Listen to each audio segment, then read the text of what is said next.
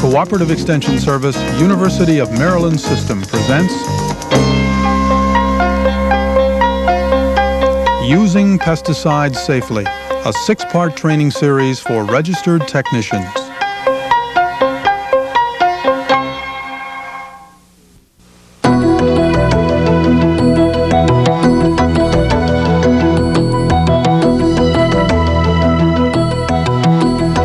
Program 4 presents methods for storing pesticides safely, such as making sure all containers are labeled. You'll learn where to put pesticides in your car or truck when transporting them. And you'll see how to protect yourself when mixing pesticides. Finally, we'll review how to rinse and dispose of leftover pesticide and empty containers.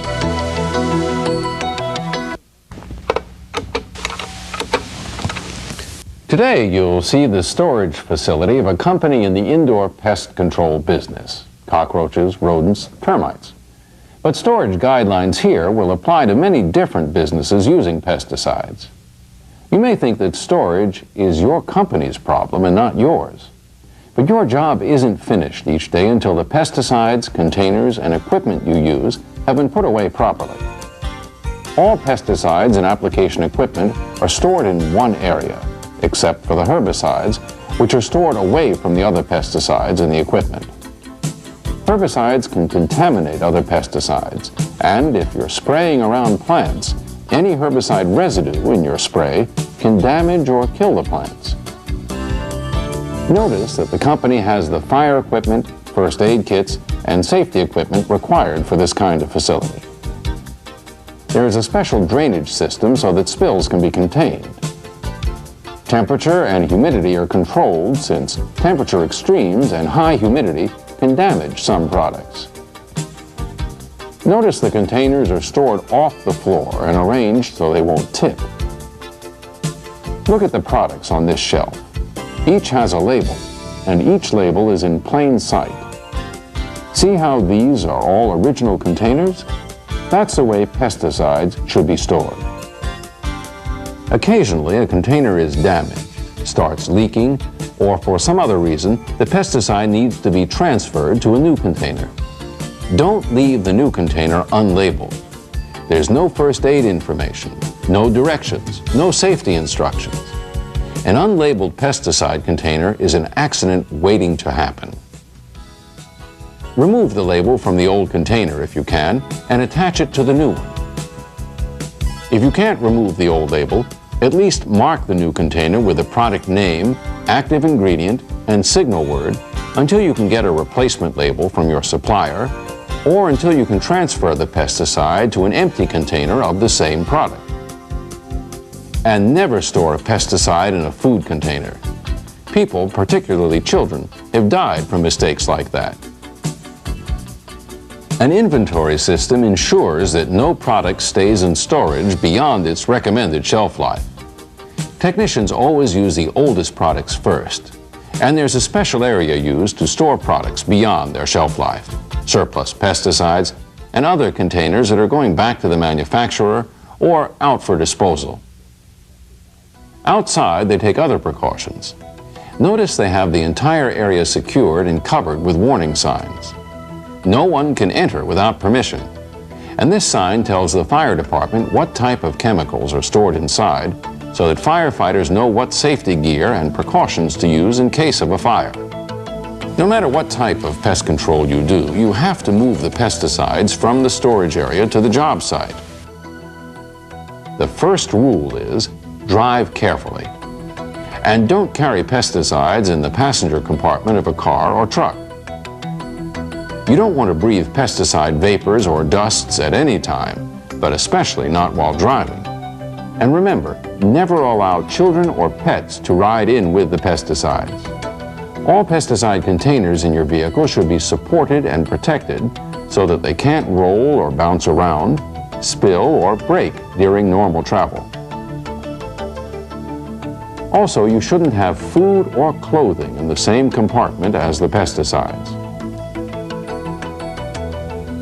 Now let's talk about mixing pesticides. Many products come ready to use and require no mixing, but others are concentrates that require mixing before they're applied. Concentrates may be 20, 50, or 100 times more toxic than the final diluted spray mixture. And transferring concentrate from container to spray tank isn't always easy. Your most dangerous assignment in pest control is pouring and mixing these concentrated pesticides. Maureen Howard is an applicator who treats nursery plants. Today she's mixing up an insecticide with danger poison on the label, so she is extremely careful. She always checks the label first, every time she uses it. She goes beyond the label safety recommendations by wearing a respirator with a full face shield, elbow-length rubber gloves, and full apron. Better safe than sorry. She also does a couple of other things to avoid exposure. She mixes outside. She stands upwind so that any mist or splash or vapors will blow away from rather than towards her. She measures the amount of concentrate listed on the label, in this case 2 pints or 100 gallons of water, and carefully pours it into the tank. And she's careful to mix up only what she needs to do the job, so she doesn't have to dispose of any leftover mix. Better too little than too much. She can always mix up more if necessary. Before you actually get down to the business of applying a pesticide, you'll want to check your application equipment. You'll need to check for damaged hoses, leaky fittings and gaskets, corrosion, and other indicators that you may be heading for trouble. You should calibrate your application equipment periodically so that you know just how much spray, dust, or granules you're applying. Even just a little too much of some pesticides can harm plants, and if that happens, you or your company may have to replace them. Our last set of guidelines covers pesticide disposal. We're talking about both the pesticide itself and the container it came in.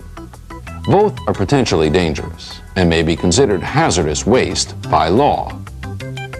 If you do have leftover pesticide that can't be used up according to label directions, and that means either the spray mix or a concentrate, contact the manufacturer or state regulators for disposal instructions. And remember that an empty pesticide container isn't really empty. It contains small amounts of pesticide. Dispose of it as described on the label, and of course in compliance with state laws. The triple rinse method will ensure that the container is as pesticide-free as possible. Empty the container into a sprayer tank and let it drain. Fill the container about a quarter full of water or whatever diluent is normally used. Put the cap back on and turn the container to rinse all sides. Drain this mixture into the spray tank and repeat the entire procedure 2 more times. That's 3 times in all, and that's why they call it the triple rinse method.